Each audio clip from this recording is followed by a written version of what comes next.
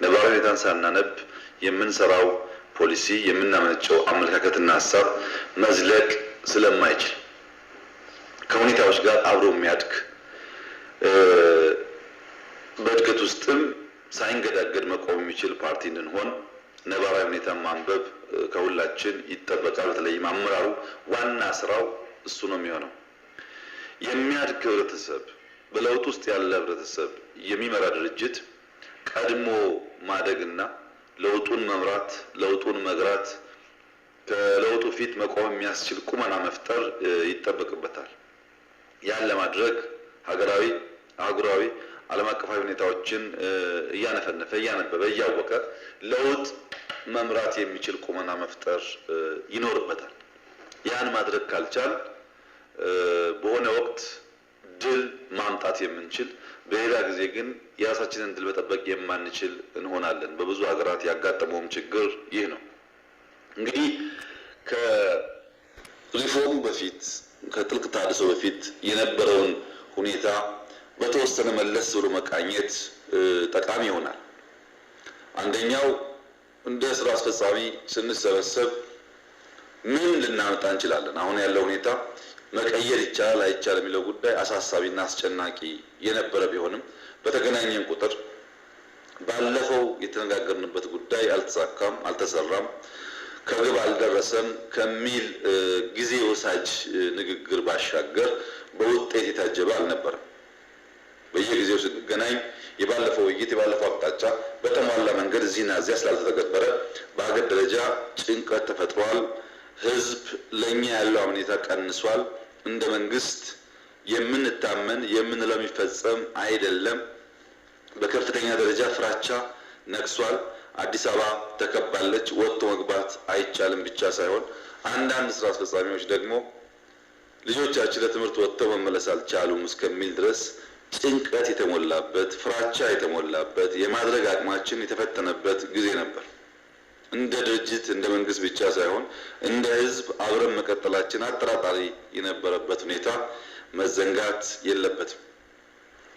ያን ሁኔታ ለማስተካከል ከአንዴም ሁለቴ የአስቸኳይ ጊዜ አዋጅ ያወጣን ቢሆንም አዋጆቹም የምንፈልገውን ሰላም ማምጣት አልቻሉም። ችግሩ ከላይ ከተነጋገርን በኋላ መሰላልን ጠብቀን ታች ወርደን ህዝቡ እሳቤዎቻችንን እንዲጋራ የእሳቤዎች አካልና ሞተር እንዲሆን ማድረግ አልቻልንም። እኛ የምናወራውና ህዝቡ የሚያወራው ለየቅል መሆኑና የጥልቅ ተሃድሶ እሳቤ መላ ህዝብ ማንቀሳቀስ የሚችልና ከጎናችን ማሰለፍ የሚችል አልነበረም። ለምንድን ነው ያ የሆነው ብለን ያየን እንደሆነ እንነጋገራለን እንጂ የተነጋገርነውን ሀሳብ ብቃት ባለው መንገድ ህዝብ ጋር አድርሰን ህዝብን ማሳመን የሚያስችል ቁመና አልነበረም። ያ ስለሆነ እንገመገማለን፣ ህዝብ ጋር አልደረሰም፣ እንገመገማለን፣ ህዝብ ጋር አልደረሰም። እንኳን ለመደገፍ ቆመን ኤግዚስት ለማድረግም የሚያስችል ሁኔታ አልነበረም። ይህን ሁኔታ ለመቀየር ባለፉት 4 ወራት ከፍተኛ የለውጥ እርምጃ ተወስደዋል። እነዚህ የለውጥ እርምጃዎች በሁላችንም እኩል ግንዛቤ ተወስዶ እየተሰራበት ነው አይደለም የሚለው ጉዳይ በኋላ መመለስበት ይሆናል። አንድ መገንዘብ ያለብን ነገር ለውጥ ስንጀምር በለውጥ መካከል ስንቆምና ስንጨርስ ውጤቱ አንድናየው አይደለም። ለውጥ ሲጀመር ብዙ ግራ የሚያጋቡ የለውጡ አካል ለመሆንና አብሮ ለመጓዝ የሚቸገሩ ኃይሎች ይበራከታሉ። ለውጥ ሲጀመር ቢበዛ 5% ኃይል ለውጡን የሚያቀነቅን ወደ 20-30% ለውጡን የሚቃረን የቀረው ደግሞ ግራ የሚጋባ ኃይል ነው የሚሆነው። ለውጥ የሚመራው ኃይል እየሰፋ እየበዛ የሚሄደው ከጊዜ በኋላ ነው። ለውጡ ፍሬ እያፈራ ሲሄድ ብዙ ኃይል እየሰበሰበ ይሄዳል። ለምሳሌ በ1903 ዓመተ ምህረት የመጀመሪያው አውሮፕላን ራይት ብራዘርስ ሲሰሩ በሰዓት 10.6 ኪሎ ሜትር ይጓዝ ነበር። የአውሮፕላን ብቃቱ በሰዓት 10.6 ኪሎ ሜትር መጓዝ ብቻ ሳይሆን መብረር የሚችለው ከፍታ 120 ሜትር ነበር። ከምድር 120 ሜትር ከፍታ ላይ ነበር መብረር የሚችለው። ዛሬ በሰዓት 7200 ኪሎ ሜትር መብረር የሚችሉ አውሮፕላኖች አሉ። ተመልከቱ ልዩነቱን። ከ10 ወደ 7000 ኪሎ ሜትር በሰዓት ያደገው በከፍታም የወሰን እንደሆነ ከ120 ሜትር እስከ 40000 45000 50000 ጫማ ከፍታ ላይ መብረር የሚችሉ ከዛም በላይ መምዘግዘግ የሚችሉ አውሮፕላኖች ሰርተዋል። ከፍታ ፍጥነት ብቻ ሳይሆን በምቾት በከፍተኛ ደረጃ የደረሱ ውስጥ ሆነን እየተንቀሳቀስን መሆናችንን እምብዛም ሴንስ ሳናደርግ መብረር የሚችሉ ተፈጥረዋል። ይህ ለውጥ የጀመረው ከ10 ኪሎ ሜትር ነው፣ የደረሰው 7000 ነው። ሰዓቱ ግን ቤዝ ላይኑ 1 ሰዓት። አሁን በ4 ወር ያመጣነው በ4 ዓመት በ20 ዓመት በ40 ዓመት ሲለካ ወደ ኋላ መለስ ብለን ስናይ ፍጥነቱ ውጤቱ አነስተኛ ሊሆን ይችላል። ሲጀመር ሁሌም ዳተኝነት ስለሚበዛና የለውጥ አካል መሆን የሚቸገሩ ኃይሎች ስላሉ ፍጥነቱ እምብዛም አመርቂ ላይሆን ይችላል። መኪና እንመልከት። በ1885 ዓመተ ምህረት ለመጀመሪያ ጊዜ የሚነዳ መኪና ተሰርቷል። ይህ መኪና ዲዛይን የተደረገው በ1905 እስከ 08 ነው። በ1805 እስከ 08 ነው። አንድ መኪና ዲዛይን አድርጎ የመጀመሪያውን መኪና ለመፍጠር 78 ዓመት ነው የፈጀው። ከ78 ዓመት አድካሚ ጉዞ በኋላ አንድ ባለ 1 ሲሊንደር አንድ ሰው ብቻ የምትይዝ በሰዓት 16 ኪሎ ሜትር የምትጓዝ መኪና ጀርመን ላይ ተነዳች። 78 ዓመት የፈጀው የመኪና ዲዛይን በአንድ ሰው ተጀምሮ በአንድ ሰው ያለቀ አይደለም ማለት ነው። ዲዛይን የሰራው ሰውዬ ከብዙ ድካም በኋላ ለሌላ ሰው አሳልፎ የሰጠው የሱን ትልም የሱን ሐሳብ ቀጥሎ ያለው ትውልድ ወስዶ ከፍጻሜ እንዳበቃ ያሳያል። ዛሬ በሰዓት 300 ኪሎ ሜትር መጓዝ የሚችል ጄት ካር የሚባል በጣም ዘመናዊ መኪና ተሰርቷል። አንድ ነገር ስንጀምር የምናየው በጊዜ መካከል ወደ ሆነ ጫፍ ደርሶ ማህበረሰብን ሊቀይር ይችላል የሚል እሳቤ በመያዝ መሆን አለበት። እኛም የጀመርነው ዴሞክራሲን የማስፋት የኢትዮጵያን አንድነት የማረጋገጥ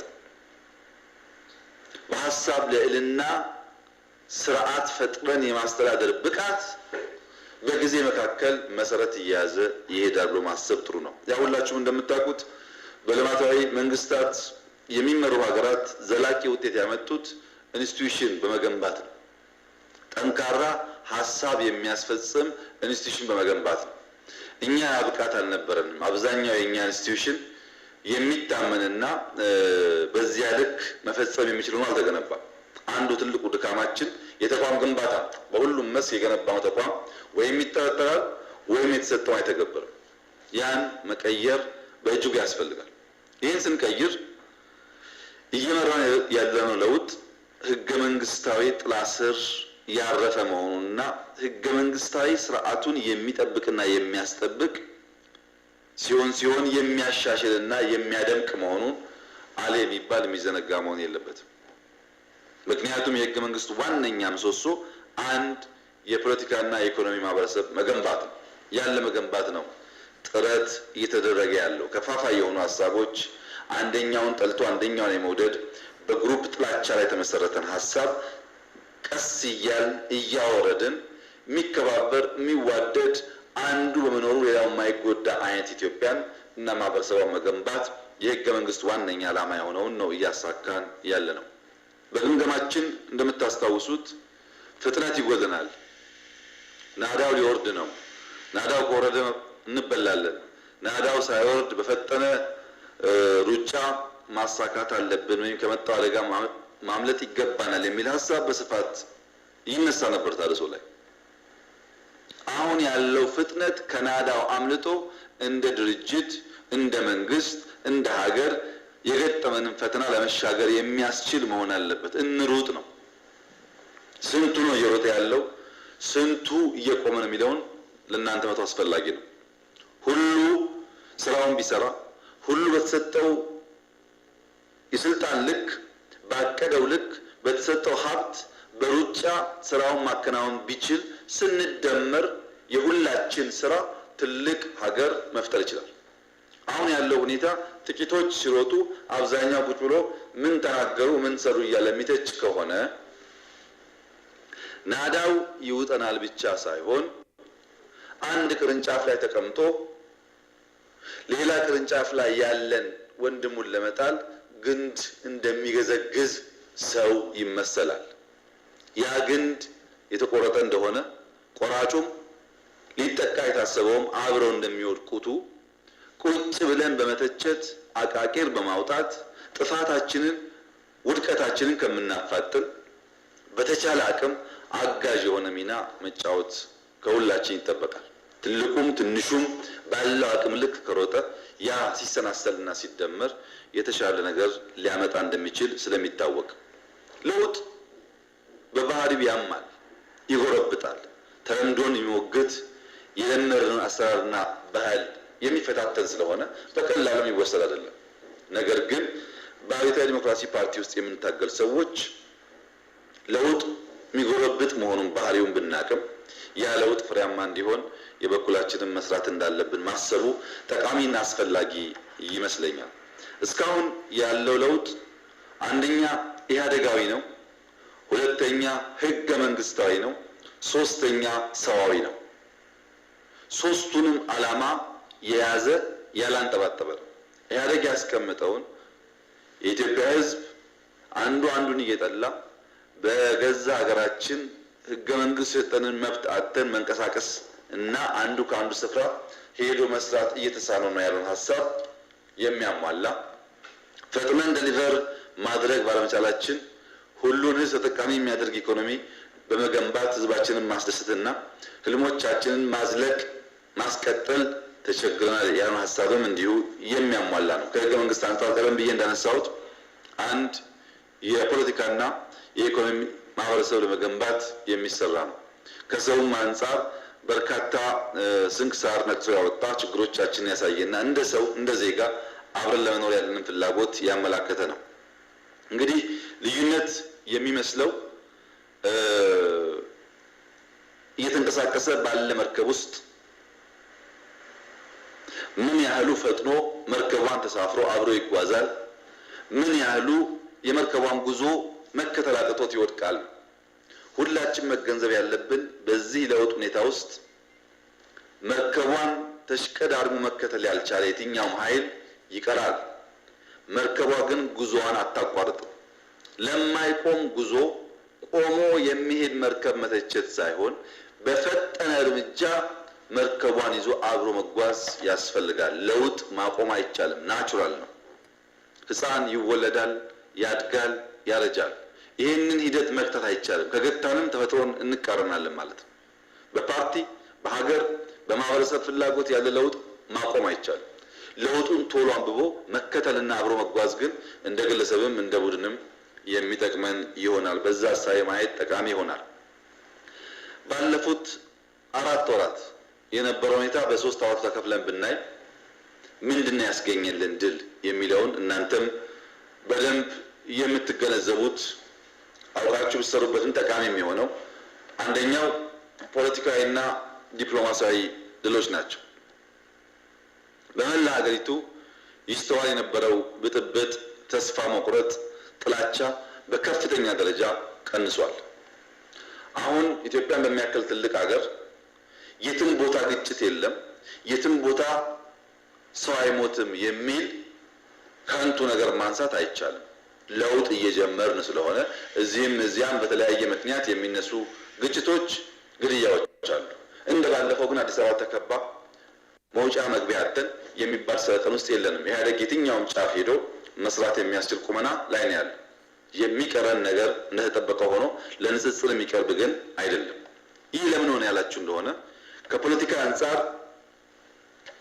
የፖለቲካ እስረኞች በፖለቲካ ምክንያት በፓርቲ ምክንያት በተለያየ ምክንያት የታሰሩ ሰዎች ከእስር እንዲፈቱ መደረጉ ለነሱ ብቻ ሳይሆን በዚህ ጉዳይ ተቃርኖ የሚያነሳው ኃይል እፎይታ እንዳገኝ አድርጎታል። ነገር ግን በሀገር ውስጥ ብቻ ሳይሆን ከሀገር ውጭም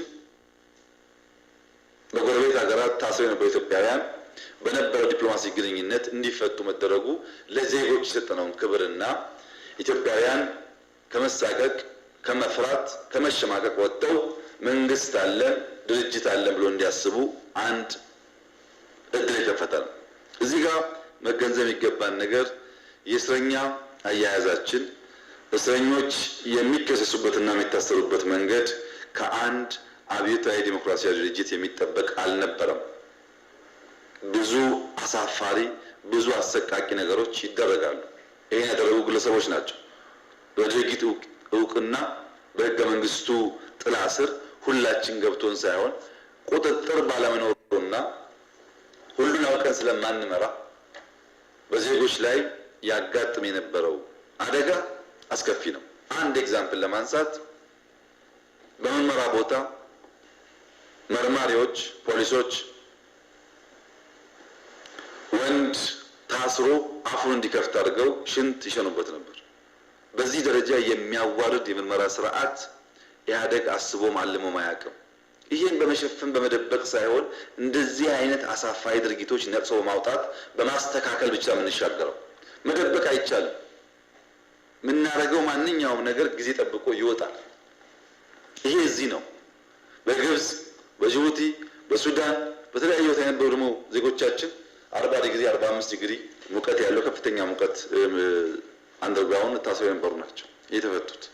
የዜጎችን ሰቀቀን መፍታት እነሱንም ማህበረሰቡንም መንግስትን ለዜጎች የሰጠውን ክብር የሚያሳይ ከህዝብ ጋር የሚያሳስር ነው። ሁለተኛው በታድሶ እንደምታስታውሱት ዋነኛ አነጋጋሪ ጉዳይ የነበረው የትግራይ የበላይነት የሚል ናሬቲቭ ነው። የትግራይ የበላይነት የሚል ናሬቲቭ በጣም ተስፋፍቷል። ከዚህም የተነሳ ባልተገባ ሁኔታ በማህበረሰቡ ላይ ጥቃት ይደርሳል የሚል አንደኛው የንግግር አጀንዳችን ይሄ ነበር። በወቅቱ በተቀናጀ አግባብ እናስተካክለዋለን ብለን ሀሳብ የተለዋወጠም ቢሆንም አሁን ባለው ሁኔታ ዜሮ ሆነ ባይባልም በከፍተኛ ደረጃ አሽቆልቁሎ መሬት የነካው ነገር ይሄ ናሬቲቭ ነው።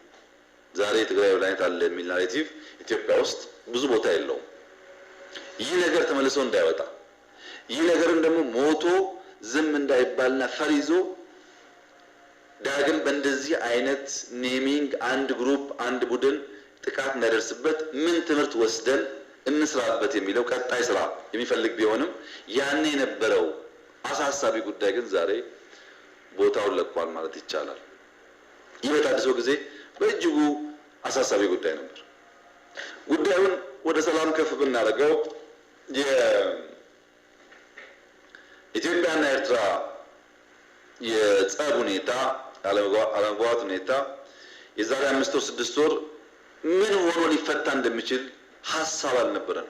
ስራ አስፈጻሚው እንዴት አድርጎ እንደሚፈታው ግልጽ የሆነ ሐሳብ አልነበረውም። እንኳን ዛሬ ያገኘነውን ከዚህ በእጅጉ ያነሰውንም ቢሆን አንጠብቅም ነበር። ምን ጠብቀው አልነበረም። ነገር ግን በኢትዮጵያና ኤርትራ መካከል የነበረው ግጭት ላለፉት 2 አስርት ዓመታት አንደኛው አከራካሪ ጉዳይ በተቻለ መጠን ስፖት ላይ ድንበር ላይ ዲክላሬሽንን ሳናወራ ከፍ ብለን መነጋገር የምንችልበትና የአልጀሱ ስምምነት የምንቀበልበት መንገድ እንከተል ብለን ስንለምን ስናስለምን ስንጠይቅ ኖረናል። ምላሽ አላገኘንም። አሁን እንዴት ነው የፈታነው ጉዳዩን ያላችሁ እንደሆነ እስከዚህ ደቂቃ ድረስ የባድመን ጉዳይ፣ የዛላንበሳን ጉዳይ ወይ የቡሬን ጉዳይ እንዴት ድንበር እናስምር ብለን ከኤርትራ መንግስት ጋር አልተነጋገርንም። ያደረግነው ኢትዮጵያና ኤርትራ ከድንበር በላይ ናቸው፣ በአውሮፕላን በረራ፣ የብስ ትራንስፖርት አጠቃቀም፣ በወደብ አጠቃቀም ኤምባሲ በመክፈት የጋራ የኢኮኖሚ ቀጠና በመክፈት በመተጋገዝ አብሮ ማደግ የሚችሉ በተፈጥሮም አብሮ እንዲያድጉ የተሰሩ ሀገሮች ስለሆኑ በእምነት በባህል በቋንቋ የተሳሰረ ህዝብ ባልተገባ መንገድ የገጠመውን ግጭት እንፍታ የሚል ሀሳብ ጀምረን ከማክሮ ከከፍታው ስለጀመር ኤምባሲ ከፈተን፣ አውሮፕላን ጀመር፣ ወደብ ላይ እየሰራን ነው። እስካሁን ስለ ባድመ አልተናገርም። ለምንድን ነው? ባድመ የነገሩ ሁሉ ማጠንጠኛ ሲሆን ይገዝፋል፣ ትልቅ ይሆናል። ጸቡ 1 ሜትር ገፋ 1 ሜትር ወሰድክብኝ ይሆናል። ጉዳዩን ከፍ አድርገን ህዝብ ለህዝብ ስናደርገው ማክሮ ሌቭል ያለ ኢኮኖሚ ጉዳይ ስናነሳ ግን ባድመን በረጋ መንፈስ ከሆነ ወራት በኋላ በተስማማ መንገድ አይቶ ዘላቂ መፍትሄ ማበጀት ይቻላል። ይሄ ዓለም በአንድ ድምፅ የመሰከረለት እጅግ የተሳካ የሰላም ድርድር ነው። የኢትዮጵያ ሕዝብ፣ የኤርትራ ሕዝብ፣ የጎረቤት ሀገሮች፣ ዓለም በመላ ካለምንም የሀሳብ ልዩነት በአንድ ድምፅ ያወደሰውና እንደ ሞዴል የተወሰደ ሀሳብ ነው። ያጣላን ያዋጋን ጉዳይ ባለበት ሆኖ ሳለ በሚያገናኙን በርካታ ጉዳዮች መግባባትና ያንን በረጋ መንፈስ ካለማንም ሸምጋይ እኛ ልንፈታው እንችላለን የሚለው ሀሳብ እጅግ ሁላችን ሊያኮራ የሚገባ ድል ነው። ይህንን ድል በአግባቡ ማየት መጠቀም ካልቻል ሌሎች ድሎች ማስመዝገብ እንቸገራለን የሚለውን ጉዳይ ማየት ጥሩ ይሆናል። ከኤርትራ ወጣ ብለን በሰላሙ ጉዳይ በዲፕሎማሲው በርካታ ጉዳዮች ማንሳት ይቻላል። ከአራት ወር በፊት 6 ሀገራት የኢትዮጵያን ጥቅም ይቃረናሉ ተብሎ የሚታሰቡ በአፍሪካ ቀንድ እና መካከለኛው ምስራቅ ያሉ ሀገራት ተለይተው ነበር። እነዚህ 6 ሀገራት ዛሬ ወዳጅ ናቸው ከሚል ጀምሮ ቢያንስ ኒውትራል ናቸው። የኢትዮጵያን ጥቅም በመቃረን የሚቆሙ አይደሉም። ምክንያቱም መጀመሪያ የነበረው ናሬሽን መሰረት ያለውና የሚያቃቅር አልነበረም። ያ ባለመሆኑ ከሳውዲ ጋር፣ ከዩኤኢ ጋር፣ ከግብጽ ጋር፣ ከሳውት ሱዳን ጋር ወይም ከሌሎቹ ጋር የነበረን ግንኙነት ፈረንዲዝ ከፍተኛ ጥረት ተደርጓል። ውጤቱም አመርቂ ነው። እስካሁን ያለው ውጤት አመርቂ ነው። ይሄ መጠበቅ ማስቀጠል የኛ ስራ ቢሆንም ይሄ የሆነበት ምክንያት እኛ በሀገር ውስጥ ከክልል ክልል የነበረውን አረጋግተን የኢትዮጵያ አንድነት ለማረጋገጥ ከሞከርን በኋላ በጎረቤት ሀገራት ያደረግነው የዲፕሎማቲክ ጥረት አንዱ ያስገኘው ድል ሶማሊያ ከዩኤኢ ጋር የነበራት፣ ጅቡቲ ከዩኤኢ ጋር የነበራት፣ ጅቡቲ ከኤርትራ ጋር የነበራት ጉዳይ እንዴት ይፈታ የሚለውንም ግልጽ ሮድማፕ በማዘጋጀት እነዚህ ሀገራት እንዲግባቡ ያደረግነው ጥረት የእኛን ሰላም ብቻ ሳይሆን የእነሱን ለማስጠበቅም ብቃት እንዳለንና እንደ ሞዴል ቢወሰድ ጠቃሚ መሆኑን ያግባባ ነው። ሳውት ሱዳን ብቻ እንደ ምሳሌ ብንወስድ ለነጻነት ትግሏ ከፍተኛ ድጋፍ ያደረገው ኢትዮጵያ ቢሆንም ከቅርብ ጊዜ ወዲህ ሳውት ሱዳን ከኢትዮጵያ ጋር ያላት ግንኙነት ተበላሽቷል። ያላት አስተላለፍ ከግብጽ ጋር ሆኗል። ያ የኛ ድክመት ቢሆንም ባለፉት 4 ወራት ግን በፕሬዝዳንቱና በምክትሉ መካከል የነበረውን ቅራኔ ምክትሉ ሬክ ማቻር በሳውዝ አፍሪካ ኦልሞስት እስር ቤት በሚባል ሁኔታ ያለበት ሁኔታ ለመቀየር ብዙ የአፍሪካ መሪዎች አነጋግረን ሁለቱን ኢትዮጵያ በማምጣት ማስማማትና የኢጋድ ሀገራትን ሱዳንና ኬንያ እንዲሁም ዩጋንዳ ድርሻ ኖሯቸው ችግሩን ከመሰረቱ መፍታት እንዲችሉ በተደረገው ጥረት ሁለቱ መንግስታት ተፈራርመው ስልጣን መጋራት የሚችሉበት ሌቭል ደርሰዋል። ይህ ትልቅ ድል ነው። ትናንት አልነበረም። በሳውት ሱዳን ያመጣነው የሰላም ሁኔታ በሶማሌ ውስጥ እና ሶማሌ ከዱባይ ጋር ያመጣ ነው። ሶማሌ ከኤርትራ ጋር ያመጣ ነው። ሳውት ሱዳን ከኤርትራ ጋር ያመጣ ነው። አሁን ጅቡቲና ኤርትራ ጋር የምንሰራው ነገር በቀጠናው ዲፕሎማቲካሊ ልዕልና እንድናረጋግጥና የኢትዮጵያን ተደማጭነት ከፍ እንድናረግ አግዟል። ይህ በዓለም መድረክ በሙሉ የተረጋገጠ ነው። በአውሮፓም፣ በኤዥያም፣ በሰሜን አሜሪካ ኢትዮጵያ አሁን ያለ ተቀባይነት ከፍተኛ ቦታ እንዲይዝ ያደረገው ዲፕሎማቲካሊ ያገኘናቸው አቺቭመንቶች ከፍተኛ ስለነበሩ ማለት ይቻላል። ይህንን ነገር ከሚደግፉ ጉዳዮች አንዱ ከተቃዋሚ ፓርቲዎች ጋር የነበረ ሁኔታ ነው። ያ ሁላችሁም እንደምታውቁት ህገ መንግስቱ ኢትዮጵያ ውስጥ እንዲኖር የሚፈልገው የመድብለ ፓርቲ ስርዓት ነው። ህገ መንግስቱ ያን ቢልም ባለፉት 10 ዓመታት ኢትዮጵያ ውስጥ የነበረው ሁኔታ የአውራ ፓርቲ እሳቤ ነው። ፓርቲዎች በሰላም በሚባልና ከሰላም ውጭ መንግስት የሚቃወሙ በጣም በርካታ ናቸው። ክሊር የሆነ አይዲያ የያዘ ሰው በደንብ ሰብሮ መጽሐፍ ማስቀመጥ ሲችል አይዲዮሎጂ ያደርገዋል። አይዲዮሎጂውን የሚተገብርበት ስትራቴጂ ፖሊሲ ሲያወጣ እነሱን የሚያሳካበት ደግሞ ኢንስቲትዩሽን ሲፈጥር ያ አይዲያ መሬት ረግጦ ፍሬ ያፈራል። ይህ ፍሬ እንዲያፈራ ተቃርኖን መቀነስ፣ ተቃርኖም ካለ ከክላሽጭ እንዲሆን ማድረግ በጣም ጠቃሚ ነው። አሁን ኢትዮጵያ ውስጥ ያሉ ፖለቲካ ፓርቲዎች ሰበብ የላቸውም። አሰራችሁ ሊሉ አይችሉም። ሚዲያችን ዘጋችሁ ሊሉ አይችሉም። እኒህና እንዲያደረጋችሁ ሊሉ አይችሉም። እነሱ ብቻ አይደሉም። ተቃዋሚ ተብለው ታጥቀው ያሉ ከ10 በላይ የኢትዮጵያን መንግስት በኃይል እንጥላለን የሚሉ ግንቦት ሰባት ONLF ድምሂት በጣም ብዙ ናቸው። የጋምቤላ አብዛኛው ነፃ አውጪ በሚል ስም የተደራጀ ኃይል በኤርትራ እንኳን ያሉ በርካታዎቹ ትጥቃቸውን ፈትቶ ወደ ሀገር ውስጥ እንዲገቡ የሆነ ነው።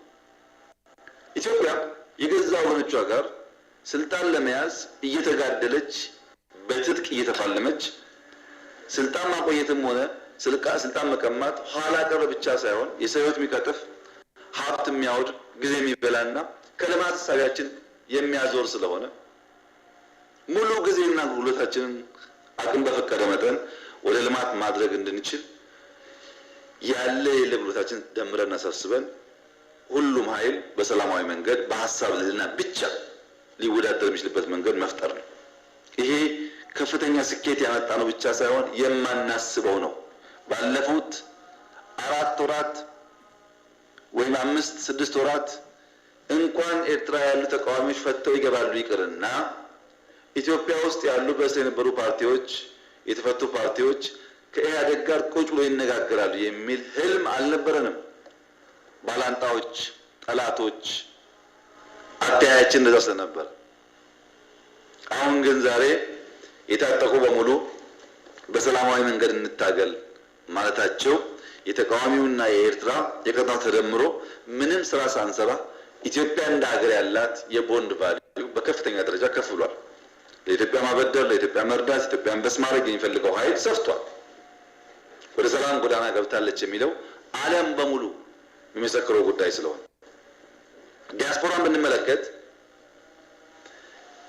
ከ7-8 ወር ዓመት በፊት ሁላችሁም እንደምታውቁት አውሮፓ ወይም አሜሪካ ሄዶ ያደግ ሹማምንት ከታዩ ገላጣ ቦታ ከታዩ እነሱን የማይሰድብ እነሱን ለመምታት የማይሞክር ከኤርፖርት ጀምሮ የምታውቁት ነገር ለማዋረድ የማይሰራ ስራ የለም።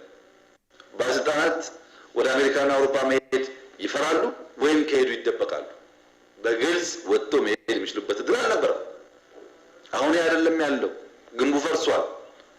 ማንም ኢትዮጵያዊ የትም ዓለም ቢሄድ በዚያ መንገድ የሚያስተናግደው ሰው የለም። ዛሬ ጥላቻ ጠፍቶ ጥርጣሬ ጠፍቶ ጉዳይም ካለ ቁጭ ለምን መክርበት ሁኔታ እንፍጠር ቢለው ስራ ይፈልጋል። አሁን ግን ፈርሷል ግንቡ። እዛ ጫፍ ያሉ ሰዎችና እዛ ጫፍ ያሉ ሰዎች ሁለቱም መሃል መጥተው ቁጭ ብሎ መናገር የሚችሉበት እድል ተገኝቷል። የዲያስፖራ ጉዳይ ሁላችሁም እንደምታውቁት እዛ ሆኖ መቃረን መሳደብ ብቻ ሳይሆን የኢትዮጵያን ልማት የኢትዮጵያን ዴሞክራሲያዊ ጉዞ የሚያደናቅፉ ከፍተኛ ስራዎች ይሰሩ ነበር በምሁራን ጉልበት ባላቸው ሰዎች።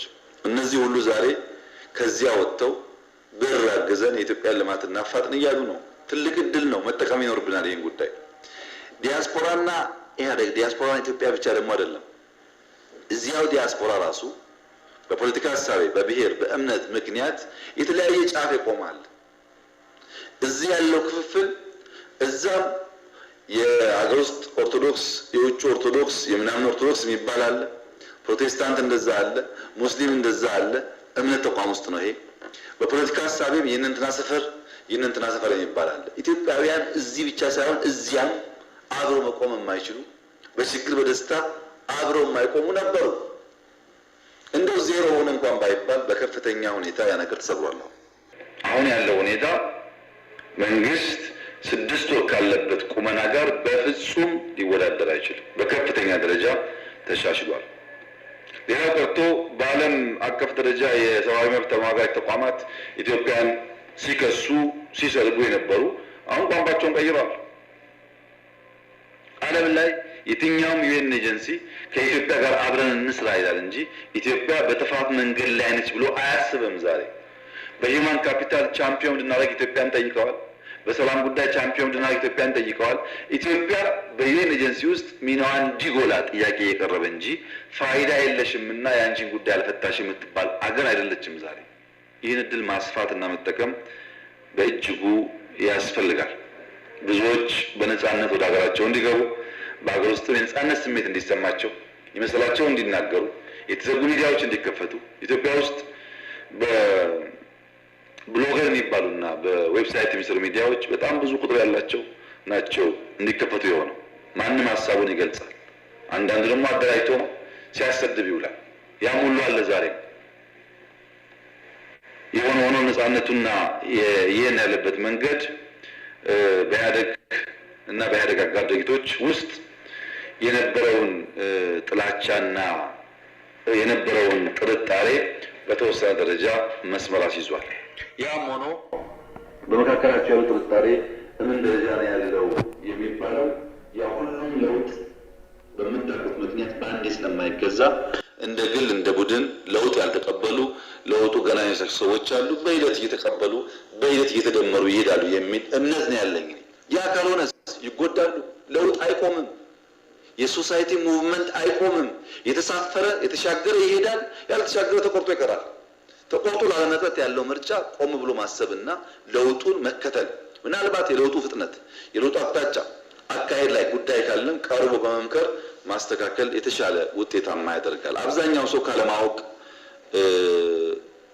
ጋር የቆመ ሲሆን፣ አንዳንዱ ደግሞ አውቆም ለውጡን ለማደናቀፍ ወይ ለመቀበል የሚሰራ ሊኖር ይችላል። አብዛኛው ሰው ግን ጥቅም ስላለው ከጥቅሙ አንጻር ይጋራል፣ አብሮ ይጓዛል የሚል ሙሉ እምነት ነው በእኛ በኩል ያለው። አሁን ያለው ብዥታ በጊዜ ብዛት እየጠራ ፈር እየያዘ ይሄዳል የሚል ተስፋም አለን። ይሄ እንግዲህ ከፖለቲካና ዲፕሎማሲ አንጻር ስናይ ነው።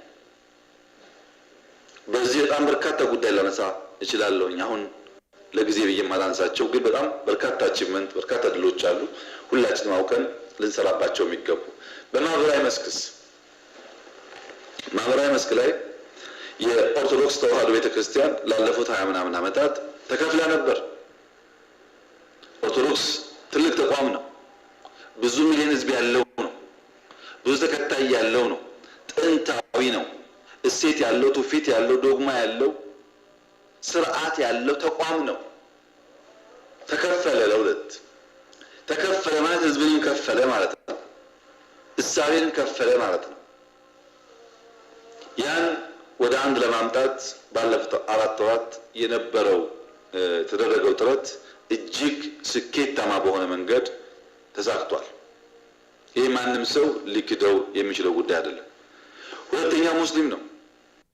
በወጣቶቹ ታስረው የነበሩትና በትልልቆቹ መካከል የነበረው ልዩነት ሙስሊም ለሁለት የከፈለ ያላግባባ ያራራቀ የሙስሊም በዓላትን ሰላትን ጨምሮ በአንድ ቆሞ መስገድ የማይችሉበት ደረጃ ነበሩ። አሁንስ ተቀይሯል። ወደ አንድ እየመጡ ነው። እየተመካከሩ ነው። እየተነጋገሩ ነው። መፍትሄ እየፈለጉ ነው። ይህ ህዝብ በዛው ልክ ህዝቡን ይሰበስበዋል። ታስታውሱ እንደሆን በፕሮቴስታንት እምነት በተለይ በደቡብና ምዕራብ አካባቢ አዳዲስ አስተምሮዎች የማያሰሩ ወጣቱን ወደ ስንፍና የሚያስገቡ ወደ ስራ የማያስገቡ በርካታ ኮንፈረንስ በሰባ የሚባሉ ችግሮች አሉ የሚል በታድሶ ይነሳ ነበር። በስራ አስፈጻሚ ይነሳ ነበር። በምክር ቤት ይነሳ ነበር። ይህ ጉዳይ እንደ ኦርቶዶክስ እና እንደ እስላም ቀጥታ ገብተን የሰራ ነው ባይሆንም አጠቃላይ የተፈጠረ ፖለቲካል አውድ በሀገር ደረጃ ይህ ጉዳይ እንዲረግብና የሰው አቴንሽን ወደ ሀገራዊ ጉዳይ እንዲመጣ አድርጎ እዛም አካባቢ የነበረውን ቻሌንጅ ፈቷል። በሶስቱም የእምነት ተቋም አካባቢ የነበረው ችግር ፈር እንዲይዝ አድርጓል። ሲደመር ደግሞ በኦርቶዶክስ እና በሙስሊም መካከል በሙስሊምና በፕሮቴስታንት መካከል ወይም አንዱ በአንዱ መካከል የነበረው መጠራጠርና መተማመን ረገብ እንዲልና በጋራ እንዲቆም ሆኗል። ለምሳሌ ኦርቶዶክስ የውጭ ሲኖዶስ ሲገባ ሁሉም የእምነት ተቋማት በከፍተኛ ደስታ አብረው ቆመዋል። በቅርቡ በሶማሌ ክልል ቤተክርስቲያን ሲቃጠል ኦርቶዶክስ ተሳቱን ሁሉም የእምነት ተቋማት አውግዘዋል፣ አብረው ቆመዋል እንሰራለን ብለው። ይሄ ለኛ ትልቅ እድል ነው። ይሄ ለኛ ትልቅ እድገት ነው። በሃይማኖት መካከል ግጭት እየበዛ ከሄደ ሊያባላን ስለሚችል ያ ረግቦ የሚደማመጡ የሚመካከሩ አብረው የሚሰሩ መሆናቸው በከፍተኛ ደረጃ ጠቃሚ ነው። ይህን ጥቅም ይበልጥ አጉልቶ ማህበራዊ መስክ ላይ ያለውን ስንፍና፣ ድካም፣ በትምህርት ስርዓት፣ በጤና እያሻሻሉ መሰረት እንዲይዝ ማድረግ ያስፈልጋል። ያን ካደረግን ኢትዮጵያ ትቀየራለች። ኢትዮጵያ ከተቀየረች ማንኛውም መንግስት በተቀየረ ሀገር ላይ ስለሚቆም የተሻለ መንግስት ይሆናል። የተሻለ መንግስትና ሀገር ካለ ደግሞ የሚጎዳ ግለሰብ አይኖርም። እያንዳንዳችን በቀጥታ ወይ በተዘዋዋሪ መንገድ ተጠቃሚ ስለሚያደርገን የጉዳዩን ጠቃሚነት በደንብ አውቆ በዚያው ልክ መስራት ከሁላችን ይጠበቃል። ሶስተኛው የኢኮኖሚ መስክ ነው።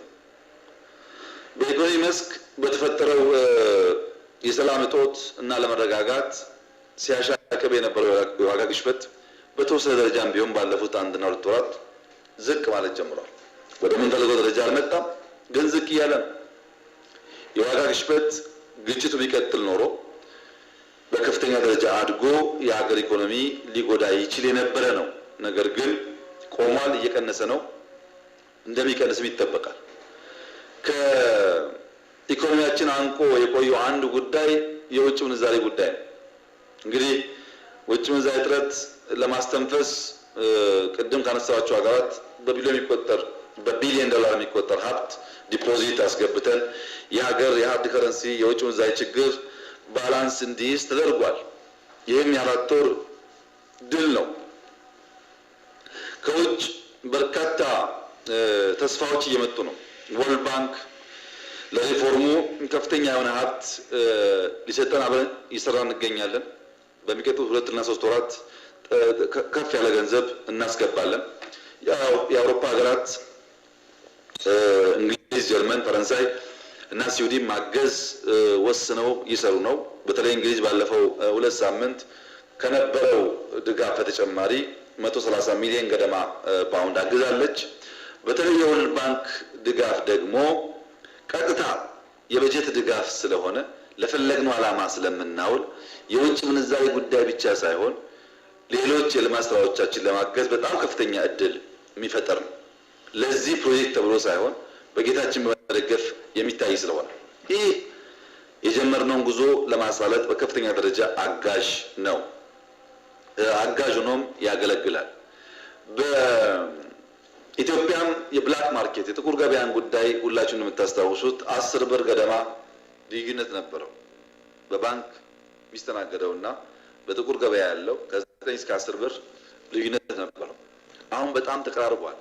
ይህ በየትኛውም ኢኮኖሚክስ ቲዮሪ ዲፋይን ሊደረግ አይችልም። በዚህ ልክ ባጠረ ጊዜ ውስጥ የጥቁር ገበያን ከኖርማል ገበያ ሽያጭ ማስተካከል የቻልንበት መንገድ በቀላሉ አንደርማይን ሊሆን አይችልም። ባለፉት ዓመታት ኖሮ ስለማያውቅ በዚህ ልክ ማስተካከል ችለን ስለማናቅ ይህን እድል ሳናራክስ እንዴት ለረጅም ጊዜ ማቆየት እንችላለን የሚል አዳዲስ የፖሊሲ መንገድ መከተል ይኖርብናል ማለት ነው። ያ ሲሆን የገንዘብ ፍላጎት እና ወጪያችን ይመጣጠናል። እንግዲህ እዚህ ጋር ታስታውሱ እንደሆን በዶላር በየቤታቸው ያላችሁ ሰዎች አስገቡ ሲባል በ2-3 ሳምንታት ከ200 ሚሊዮን ዶላር በላይ ባንኮች ገዝተዋል ከሰዎች። ባህር ዳር ብቻ በየተወሰነ ቀን 100 ሺህ ዶላር ይመነዘር ነበር። ይሄ በኢትዮጵያ ታሪክ በ2-3 ሳምንት ከዜጎች 200 ሚሊዮን ገደማ ገንዘብ ዶላር ባንክ ገዝቶ አያውቅም። አዲስ ክስተት ነው፣ አዲስ ታሪክ ነው። ይህን ታሪክ ማስቀጠል ያስፈልጋል። በሬሚታንስ የሚገባው ገንዘብ አብዛኛው አሁን እስካሁን ባለው ሁኔታ በባንክ እየገባ ነው ያለው። የውጭ ምንዛሬ ፍላጎታችን ከፍ እንዲልና ገበያ እንዲረጋጋ እድል ሰጥቷል ማለት ነው። ይህን ማስቀጠል ለረጅም ጊዜ እንዲቆይ ማድረግ የኛም የሁላችንም ኃላፊነት መሆን አለበት። ከዚህ በተጨማሪ የቁጠባ ጉዳይ ችግር እንደነበረው ታስታውሳላችሁ።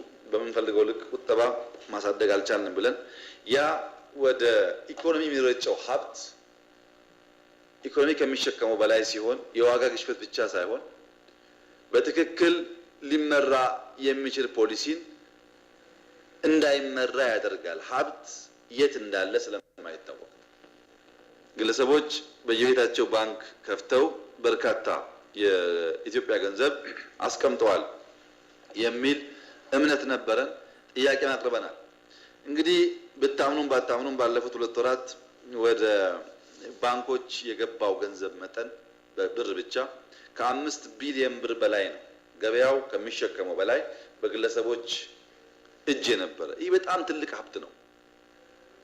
ይህን የሚያክል ሀብት ያላቸው ባንኮች ጥቂቶች ናቸው። ብር ሰበሰብን፣ ዶላር ሰበሰብን ማለት ገበያውን በምንፈልገው አቅጣጫ ልንመራ የሚያስችል መንገድ ፈጠርን ማለት ነው። ይሄ በሀገር ውስጥ ነው። ሬሚታንስ እያደገ ነው። ብድርና እርዳታ እያደገ ነው። ከዚህ ቀደም የተበደርነው ብድር ለምሳሌ ቻይናን ብንወስድ ለባቡር ያበደሩት ኮሜርሻል ሎን ነው። ኮሜርሻል ሎን ማለት በ10 ዓመት የሚከፈል ወለዱም ከፍ ያለ ነው። አሁን ባቡር ተሰርቶ አልቆ በዚህ ዓመት ብቻ 400 ሚሊዮን ዶላር ገደማ እዳ መክፈል ይጠበቅብን ነበር። ባቡሩ ግን አያመጣም ይሄንን ገቢ። ይሄን ከቻይና መንግስት ጋር ባደረግነው ድርድር ወደ 30 ዓመት እንዲራዘምና ወለዱም እንዲቀንስ ከፍተኛ ስራ ተሰርቷል። ትልቅ ዲፕሎማቲክ ድል ነው። ይሄን ያስገኘው በውስጥ ያለው ሰላም፣ በውስጥ ያለው አንድነትና በኢትዮጵያ የጣለው ተስፋ ነው። ይህን በማጠናከር በርካታ ድሎች ማበራከት ይቻላል። ከዚህ ተጨማሪ ፕሮጀክቶች በሚመለከት ሁላችሁም እንደምታስታውሱት የስኳር ፕሮጀክት፣ የህዳሴ ፕሮጀክት እየተባለ በትክክል የማይመሩ እዳ መክፈል ያልቻሉ እዳ ያበራከቱ ሀገራዊ ፕሮጀክቶች ነበሩ። ስኳር አንዱ ነው። ይሄ የሆነበት ምክንያት የፕሮጀክት ማኔጅመንታችን አነስተኛ በመሆኑ ነው። ያለ ማስተካከል ከፍተኛ ስራ ተሰርቷል። በሚቀጥሉት 6 ወራት የስኳር ፋብሪካዎች አብዛኛዎቹ ተጠናቀው ስራ ይጀምራሉ። ከፊሎቹም እያለቁ ይገኛሉ። ለሚችል ኩባንያ በመስጠት ስራውን ማሳለጥ ስለቻል ማለት ነው። ከዚህ ቀደም ሜቴክ ይዞት ተሸክሞ በመተኛቱና ዴሊቨር ማድረግ ባለመቻሉ በየቀኑ ስንከስር የነበረውን ፕሮጀክት አሁን ሜቴክ የሚችለውን ፓርት ይዞ የማይችለውን ፓርት ሌሎች ኩባንያዎች ሰጥቶ የሚጠናቀቁበት ሁኔታ እየተፈጠረ ይገኛል። ይሄ የፕሮጀክት ማኔጅመንታችን ክፍተት እያለውም እንኳን ማረም ተስኖን ትልቅ ሀብት ያከሰርንበትን ያጣንበትን የሚቀይር ነው። በድምሩ በተሃድሶ ስናነሳ የነበረው የፕሮጀክት ማኔጅመንት፣ የተቋማት ዴሊቨሪ አቅም፣ ፓርቲው እንደ ፓርቲ ቅቡልነት ማጣት የመሳሰሉ ጉዳዮች በከፍተኛ ደረጃ እድገት አመጥተዋል። ግን እንከን አልባ ችግር አልባ ናቸው ወይ ያላችሁን አይደለም። እንዴት እንከን አልባ ይሆናል? አዲስ ቼንጅ ስንሰራ በየቀኑ የሚሳት የሚበላሽ ነገር ሊኖር ይችላል። ዋናው ግን ልባችን ሰፍቶ ያን በማረም ለማሻሻል ማሰብ እንጂ ጋፑን እያሰፉ ውጤቱን ማራከስ ግን ጉዳቱ ለሁላችን ነው። በዚህ ቢጠቀም የለም። እኛ ለውጡ በምርጫ ለውጡ ጊዜ ጠብቆ የመጣ አይደለም። ዱቡዳ ነው። አገር ሊፈርስ፣ ድርጅት ሊበተን፣ ሰላም በከፍተኛ ደረጃ ሲደፈርስ ራሱ ሂደቱ የፈጠረው ሁኔታ ነው። አሁን ያለውን አመራር ያመጣው በበሰበሰ በተበላሸ ሁኔታ ውስጥ የተገኘው አመራር ሀገርና ድርጊት ለማስቀጠል ያደረገውን ጥረት እና ውጤት እያየን ጋፖቹን ብቻ በመቁጠር ውጤቱን ካራከስን የሁላችን ውጤት ይወድቃል ማለት ነው። ይሄ ጉዳይ የግለሰብ ነው የድርጅት አይደለም የሚል እሳቤም ስህተት ነው። ግለሰብ የሚባል እኮ የለም።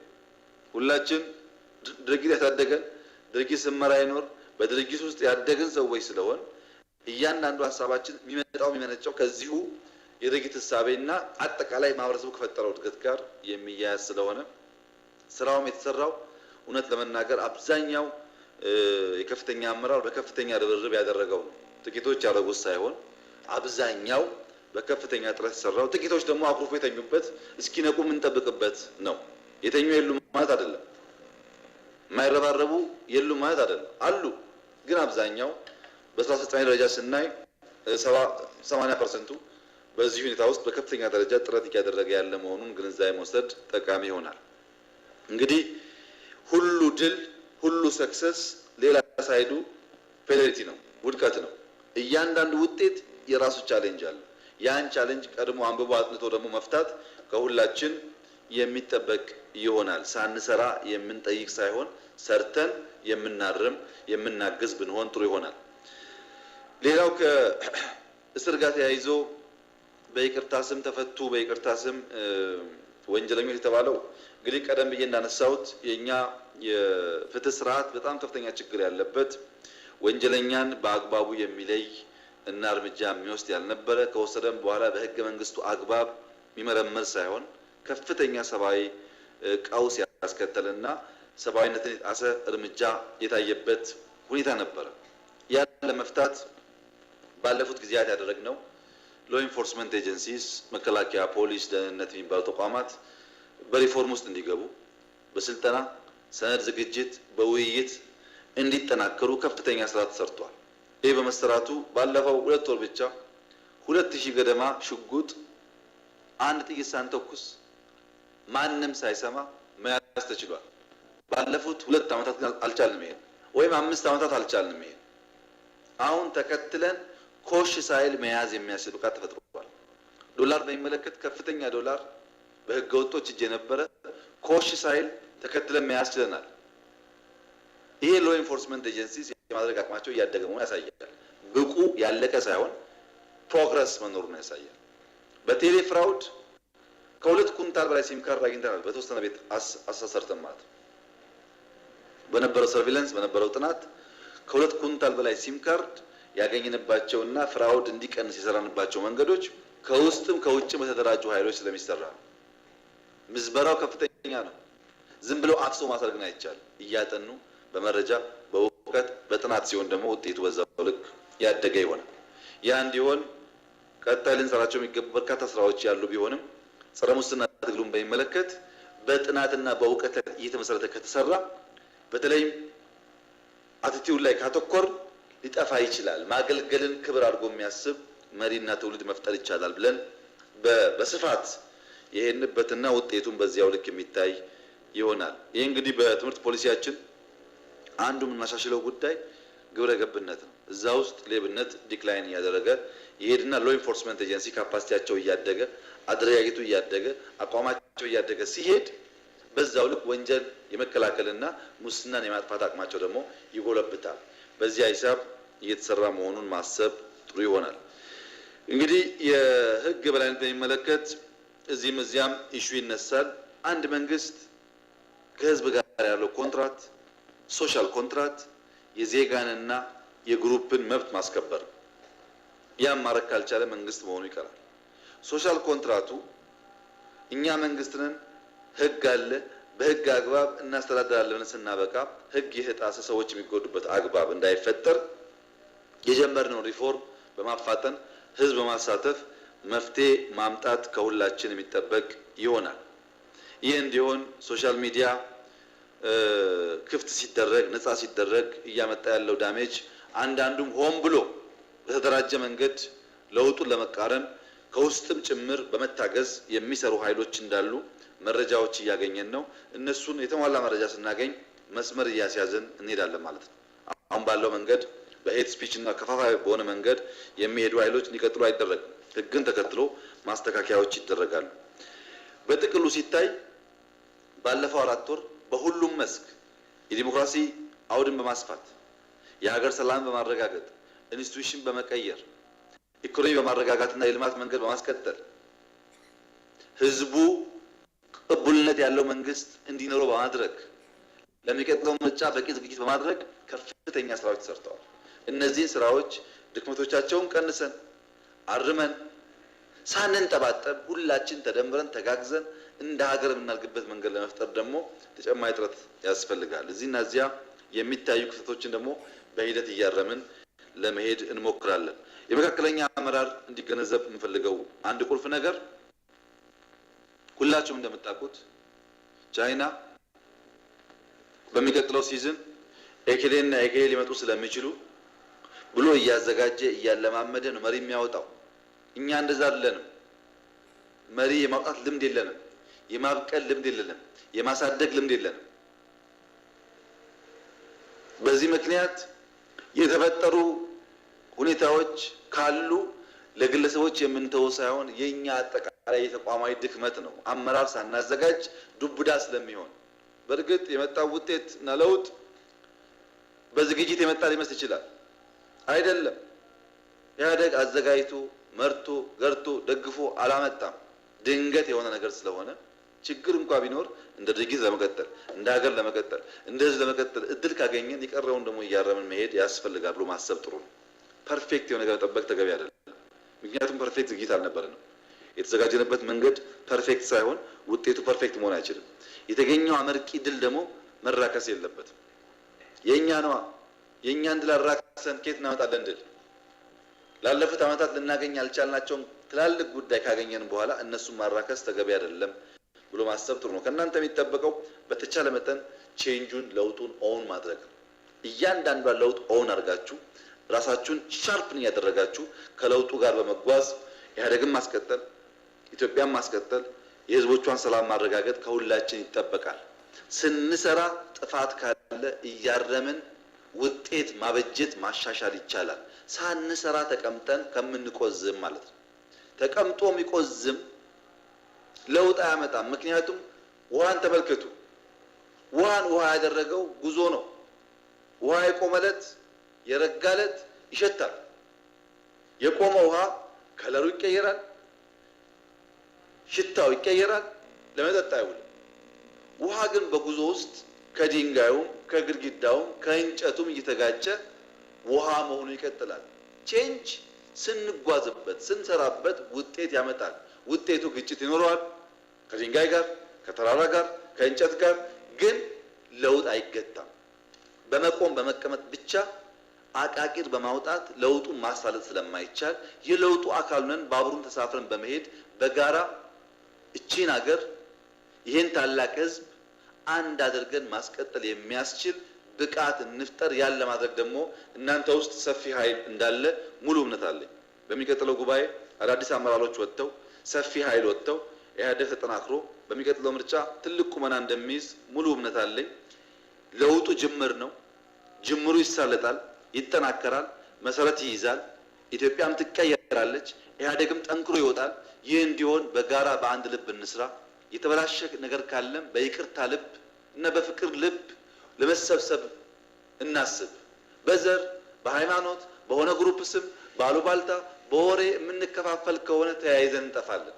ተያይዘን እንዳንጠፋ የሚፈልግ ኃይል ካለ ችግሮች ላይ ሳይሆን ውጤቶች ላይ ማተኮር፣ ድካም ላይ ሳይሆን ጥንካሬ ላይ ማተኮርና ድካም እንዲቀንስ፣ ስንፍና እንዲቀንስ፣ ውጤት እንዲበራከት በጋራ መስራት ያስፈልጋል። ይህንን ካደረጋችሁ የተሟላ ለውጥ አምጥተን ኢህአዴግን አጠናክረን በሚቀጥለው ምርጫ ብቁ ተወዳዳሪ በመሆን በህዝባችን ቅቡል የሆነ መሆን ያለን ጉዞ